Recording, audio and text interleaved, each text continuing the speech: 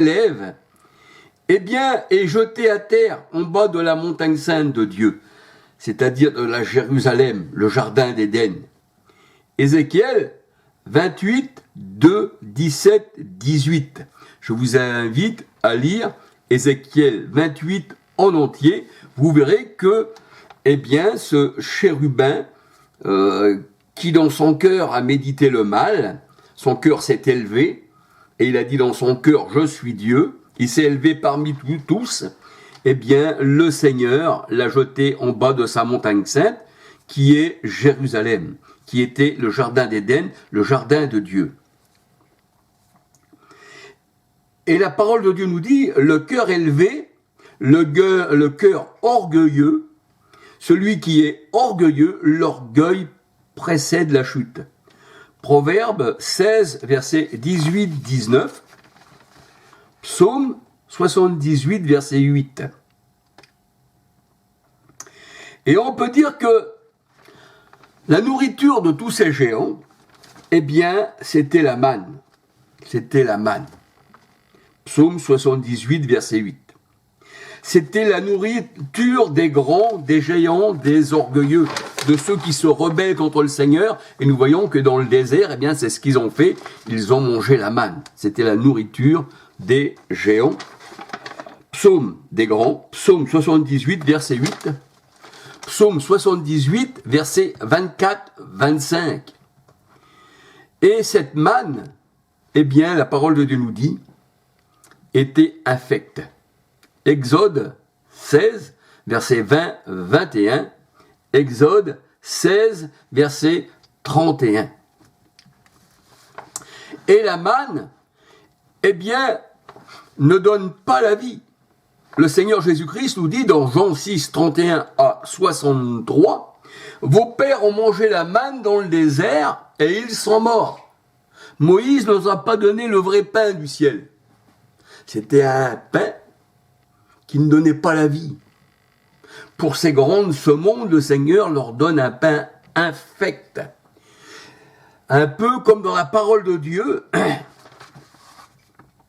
eh bien, quand le Seigneur faisait asseoir sur l'herbe tous les gens, qui leur donnait du pain, hein, les poissons et le pain, qui multipliait les pains et les poissons, eh bien, et là, ils étaient assis sur l'herbe, et les gens, eh bien, leur Seigneur, ils cherchaient le Seigneur parce qu'ils avaient mangé, mais le Seigneur, il disait, vous me suivez non parce que vous voulez écouter la parole de Dieu, mais parce que vous avez mangé, que vous avez été rassasiés. Eh bien, travaillez pour une nourriture solide.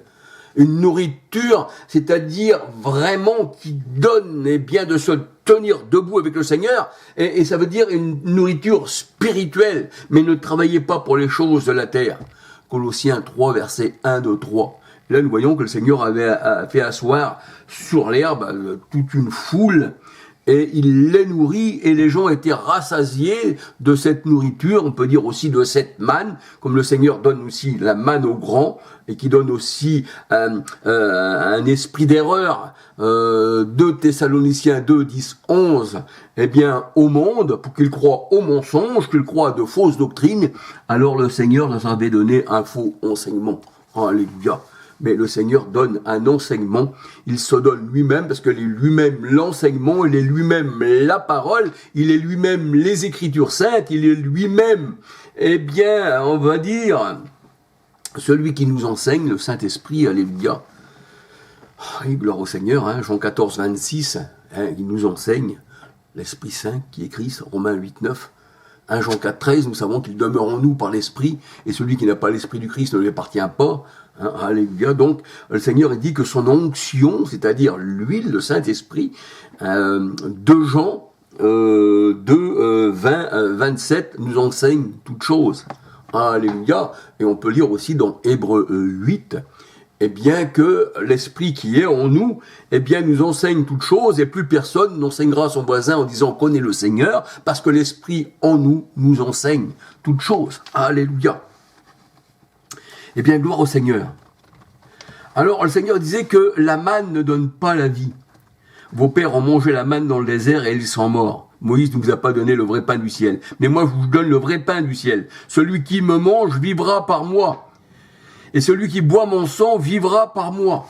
C'est ça la véritable nourriture, c'est de manger la parole, c'est d'étudier la parole, c'est de se nourrir de cet animal céleste qui est l'agneau, ce qui me mange, nous vivra par moi. Et le Seigneur a dit, les paroles que je vous ai dites sont esprit et vie.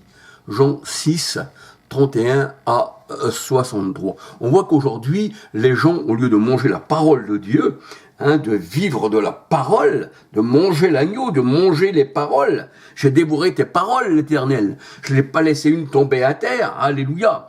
Et l'homme vivra non seulement de pain, mais de toute parole. Matthieu 4,4. Bien, on voit que dans les réunions aujourd'hui qui ne sont pas au Seigneur, et qui, ces réunions protestantes, baptistes, anabaptistes, musulmans, catholiques, n'existaient pas au temps du Christ, et pourtant les disciples étaient sauvés, eh bien, mange le symbole, le pain et le vin charnel, au lieu de manger la nourriture spirituelle qu'on ne peut pas voir avec les yeux, parce qu'on ne regarde pas aux choses visibles aujourd'hui, la parole de Dieu nous dit.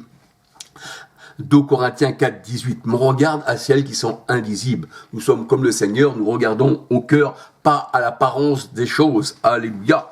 Parce que les choses sont terrestres, tandis que Dieu est esprit et il regarde au cœur qui est esprit aussi. Alléluia. Alors, la seule manne qui peut nous donner la vie, c'est Christ, la manne cachée. Alléluia. Colossiens 3, verset 3. Apocalypse 2, 17. C'est ce nom nouveau que nul ne connaît que celui qui le reçoit. Acte 4, verset 11, 12. Pourquoi? Parce que le nom, c'est la parole, c'est l'enseignement. Apocalypse 19, 13. Donc, si tu le reçois, tu vas le connaître. Mais si tu ne l'as pas reçu, que tu as reçu un évangile faussé, avec un esprit d'égarement, et ensuite, on va dire, un faux Jésus, comme nous dit la parole de Dieu, dans 2 Corinthiens 11, versets 2, 3, 4, et Galates 1, versets 6 à 11, eh bien, le Seigneur est dit, vous le supporterez très bien. Et là, la parole de Dieu nous dit, nul ne connaît, eh bien, cette manne, ce qui est écrit sur ce caillou blanc qui est Christ, Acte 4, 11, 12, que celui qui le reçoit. Quand tu le reçois, tu le connais personnellement, parce que la parole, c'est l'enseignement. Jean 19, 13. La parole, c'est une lumière. Ta parole est une lumière sur mon sentier. Psaume 119, 105, 130. Et cette lumière sur mon sentier, Proverbe 6, 23, c'est l'enseignement. Il s'entoure, la parole de Dieu nous dit, de lumière, de son vêtement, comme une lumière, Psaume 104, 2. Et quand tu touches le vêtement qui est lumière du Seigneur, tu touches son enseignement et tu guéris, un peu comme ceux qui avaient touché le Seigneur. Si seulement je pouvais toucher son habit, je serais guéri. Alléluia. Et là, nous voyons que personne ne le connaît que ceux qui le reçoivent. Et le Seigneur, il dit, eh bien que les disciples ont reçu le Christ. Alléluia.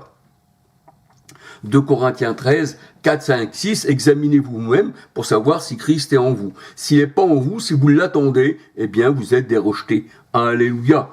Et ce n'est plus nous qui parlons, c'est Christ qui parle en nous. Donc il est avec nous et celui qui s'attache au Seigneur, 2 Corinthiens 3, 17, or le Seigneur c'est l'Esprit, et celui qui n'a pas l'Esprit du Christ ne l'appartient pas. Eh bien, 1 Corinthiens 6, 13 à 19, celui qui s'attache au Seigneur est avec lui un seul esprit. Donc on est attaché à lui, on ne l'attend pas, on est attaché par l'esprit, notre esprit et le sien ne font qu'un seul esprit, alléluia, parce qu'il nous a donné son esprit. 1 Jean 4, 13. Alors les disciples, bien sûr, le connaissent, nul ne le connaît s'il ne le reçoit, et là, comme les disciples l'ont reçu dans leur cœur, Galates 2, 20, Christ est dans mon cœur, eh bien, même le Seigneur, il dit, qui connaît le Père, si ce n'est le Fils, et qui le Fils veut le révéler. Mais il faut le recevoir. Matthieu 11, versets 25, 26, 27, alléluia. Et le Seigneur disait, eh bien, heureux, parce que je vous parle en parabole, en choses cachées, je suis la manne cachée, je me cache dans les Écritures, et je me dévoile à mes disciples, mais je me révèle à vous, mes disciples. Heureux vos oreilles, parce qu'elles entendent, vos yeux voient, alléluia, et vous comprenez. Et la parole de Dieu, elle dit que Jésus soufflait sur ses disciples, Apocalypse 22, non, pas Apocalypse 22, qu'est-ce que je dis? Je crois que c'est dans Jean 20, 22, et il souffla sur eux et leur dit, recevez l'Esprit Saint, il leur ouvrit, l'Esprit pour qu'ils comprennent les Écritures. Alléluia. Et qu'on reçoit les Écritures, qu'on reçoit la parole, c'est recevoir Christ. Parce que la parole a été faite chair, et nous sommes lavés par l'eau de la parole. Et nous sommes sans tache, sans ride. Éphésiens 5, 26, 27. Et quand tu reçois la parole, tu reçois la lumière. Tu reçois l'enseignement. Jean 1, verset 5, 9 à 13. Proverbe 6, 23. Psaume 119, 105, 130. Et le Seigneur, a choisi tout ce qui est petit, tout ce qui est humble, afin de le relever. Alléluia. Alors c'est pour ça qu'il appelait ses enfants, les enfants de Dieu, il les appelait ses petits-enfants. Ce n'étaient pas des petits bébés de 6 mois, comme il y en a qui disent des fois dans des réunions, laissez venir à moi les petits-enfants. Non. Les petits-enfants pour le Seigneur. On peut être aussi des petits-enfants. Pour ça que Paul, prend aussi l'exemple d'un petit-enfant. Il dit, voilà, vous êtes encore au lait. Hein, c'est-à-dire, vous ne comprenez pas la parole, vous en êtes au lait. Il y en a même qui prennent du lait frelaté, qui recrachent tout ça, ou qui l'absorbent et qui s'empoisonnent. Mais comme Paul il dit, vous n'en êtes plus au lait, maintenant vous avez besoin d'une nourriture solide. Alléluia. Ça veut dire que le petit enfant, comme la parole de Dieu elle dit, dans le temple on criait béni au fils de David, Hosanna, et louez l'Éternel. Et en entendant là, les scribes disaient, n'entendez pas ce qu'ils disent. Mais là, la parole de Dieu elle dit que Christ a tiré des louanges de ceux qui sont à la mamelle, c'est-à-dire ceux qui étaient encore au lait, qui venaient à lui, qui écoutaient la parole, mais qui n'étaient pas encore formés dans la parole, c'était des petits-enfants. 1 Jean 2,13 nous dit, petits-enfants, vous avez vaincu le mauvais. Mais quand le Seigneur il dit ça à quelqu'un qui est vraiment déjà prêt pour le combat, parce qu'il faut combattre, avec l'épée de l'esprit, la parole de Dieu. Nous dit dans Éphésiens 6, 10 à 17. Alléluia. Donc, un petit enfant, un enfant de Dieu, c'est quelqu'un qui est mûr aussi, et puis qui va devenir, quelqu'un de fort dans la parole de Dieu. Il n'a plus besoin de lait, mais d'une nourriture solide. Alléluia. Donc, le petit enfant, pour la parole du Seigneur, ce sont ses élus. Alléluia. Matthieu 10, 42, Jean 2, 13, Jérémie 1, 5. Et quand le Seigneur il appelait Jérémie dit, je ne suis qu'un enfant. Mais non, Jérémie, tu n'es pas un enfant, tu es un homme. Viens, Jérémie, viens, parce que je t'ai choisi avant que tu sois né. Alléluia. Jérémie 1, verset 5. Luc 17, verset 2. Alors, comme le Seigneur aime choisir tout ce qui est petit, alléluia, la petite porte, Matthieu 7, 13, 14, et Jésus, il est la porte, alléluia, il est aussi petit, il est humble, alléluia, bien qu'il soit grand, notre grand Dieu et Sauveur Jésus-Christ, la Bible nous dit, Jean 10, verset 1 à 16, il est la porte, et il a aussi la clé, et il ferme et il ouvre, il a la clé de David, Apocalypse 3, verset 7, Ésaïe 22, verset 22. Et le peuple de Dieu est aussi un petit troupeau. Luc 12, 32. Et le Seigneur ne considère pas les foules. Au contraire, il dit, ils sont en foule dans la maison de la grande prostituée. Jérémie 5, verset 7. Et nous savons que le monde entier, 1 Jean 5, 19, 20, est asservi, au mauvais, c'est-à-dire à la bête. Alors, il y a beaucoup d'appelés, la parole de Dieu nous dit, Matthieu 22, 14, il y a beaucoup d'appelés, mais peu d'élus. Matthieu 22, 14, beaucoup d'appelés, mais peu d'élus. Et nous voyons que les foules, comme le Seigneur dans Jérémie 5, 7, on voit que les catholiques sont plus de 2 milliards. Ensuite, les protestants, ils sont dans un nombre incalculable. Et nous voyons aussi que les musulmans, c'est aussi... et tout cela, toutes ces religions-là ont été faites de main d'homme. Matthieu 16, 18, le Seigneur, il dit, je bâtirai mon église, mon assemblée, l'assemblée des vivants. Et on voit que l'assemblée des morts, eh bien, dans ces fausses églises, comme on voit aussi les catholiques avec leurs tombeaux autour d'eux ou dans leurs bâtiments catholiques, il y a beaucoup de cercueils, il y a beaucoup de morts, mais aussi des morts spirituelles, parce que tu parais être vivant, mais tu es mort. Le Seigneur, il dit, eh bien, qu'il y avait un de ses disciples qui le suivait, la parole nous dit, qui disait, ben, Seigneur, je dois enterrer mon père, et ensuite je vais te suivre. Mais le Seigneur, il dit, laisse les morts enterrer leurs morts. Donc ce sont des morts spirituelles. Ils n'ont pas la vie en eux-mêmes, ils n'ont pas reçu le Christ. Ils sont morts pour le Seigneur, bien que vivants. Alléluia. C'est pour ça que le Seigneur, il dit, tu parais être vivant, mais tu es mort. Donc on voit que le Seigneur s'est choisi un petit troupeau. Alléluia. Et quand 2 ou 3 sont assemblés en mon nom, je suis là au milieu d'eux. Alléluia.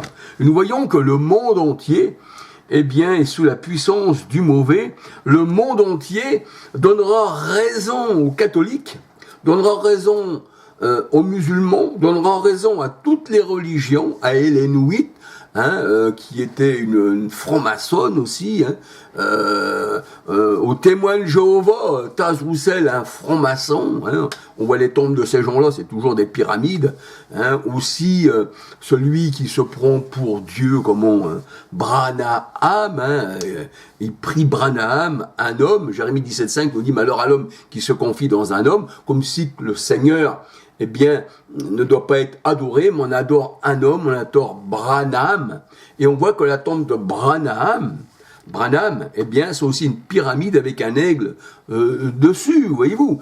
Tout ça, ça fait partie, eh bien, de l'Égypte, avec l'œil qu'il y a sur le dollar. Et on voit que Canaan, Cham, tout ça, ce sont les grands de ce monde. Et le symbole de la pyramide, elle se trouve dans ce monde. Vous retrouvez le symbole de la pyramide sur les banques. Vous voyez ça des fois au-dessus des portes, le triangle. Vous voyez c'est le symbole de la pyramide avec Boz et Boaz, les deux colonnes avec dans le milieu la pyramide. On voit ça sur les bâtiments catholiques. Si on regarde bien, le bâtiment, des fois, vous avez une colonne, une autre colonne. Et dans le milieu, vous avez cette pyramide.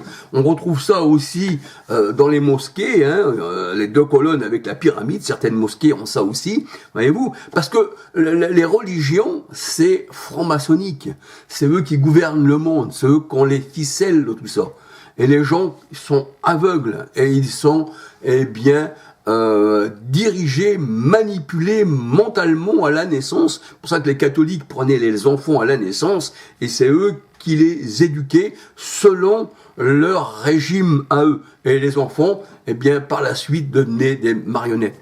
Et on voit que la religion du Père, eh bien, c'est ça. Un catholique aura des enfants catholiques, un musulman aura des enfants musulmans, un méthodiste aura des enfants méthodistes, un témoin de Jéhovah aura des enfants témoins de Jéhovah, et ainsi de suite. Et nous voyons que ça, c'est la religion du Père.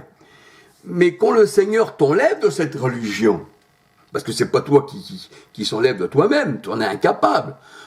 Le Seigneur, Saul de Tarse, il l'a enlevé des pharisiens. Il respirait encore le meurtre, qu'on regarde dans Romains 9. Mais qui es-tu, Seigneur? Il ne connaissait même pas. Et Paul dit, dans Galates 1,15, 16, eh bien, quand il dit, celui qui m'a émis, à part dès le sein de ma mère, j'ai entendu sa voix, j'ai pas résisté à la révélation céleste. Et le Seigneur nous a élus avant la fondation du monde. Jean 15, 16, il disait à ses disciples, c'est pas vous qui m'avez choisi, mais c'est moi qui vous ai choisi. Donc on sait le Christ qui nous choisit, on peut pas se tromper. Avant la fondation du monde, il nous a choisis. Moi je ne cherche à rien, j'étais en prison, je m'appelais Charles. Je vivais ma vie de débauche, comme le monde. Et un jour, le Seigneur est venu dans ma vie. Il n'y avait personne dans cette prison qui pouvait me parler du Seigneur, si ce n'est le Seigneur lui-même, quand il a parlé sur le chemin de Damas aussi à Saul de Tarse, les Saulites, Saül, Saul, c'était ça.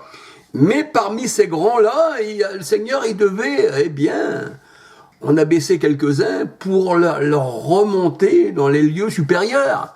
Alléluia. Et ils étaient destinés à écouter la parole de Dieu.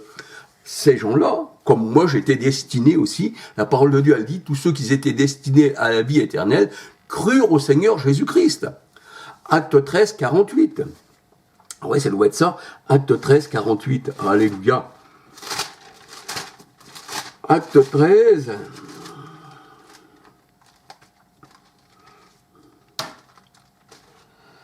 Acte 13.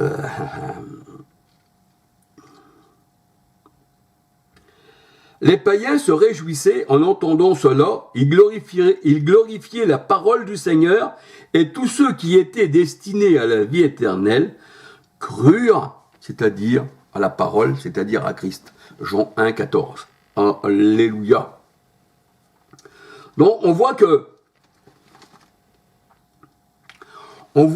le Seigneur, eh bien, avait un peuple qu'il avait déjà prédestiné à recevoir le Christ. Mais les ténèbres ne l'ont pas reçu. Mais les ténèbres se transforment en anges de lumière pour faire croire qu'ils sont les envoyés de Dieu, pour mieux perdre encore, eh bien, mieux encore discriminer la parole de Dieu. Ce sont des ennemis de Dieu, des ennemis de la parole, des ennemis de la lumière, comme la parole de Dieu nous dit. Et la parole de Dieu nous dit que nous sommes du jour, et eux, ils sont des ténèbres. Et nous travaillons le jour, tandis qu'eux, ils travaillent la nuit. Donc ce sont des bandits pour le Seigneur. Parce que le voleur vient la nuit pour détruire, pendant que vous dormez, dit le Seigneur. Mais le Seigneur dit que nous, on ne dort pas. Alléluia. On est réveillés. Réveille-toi, toi qui dors, et Christ va t'éclairer. Éphésiens 5, 14. Alléluia. Gloire au Seigneur. Alléluia.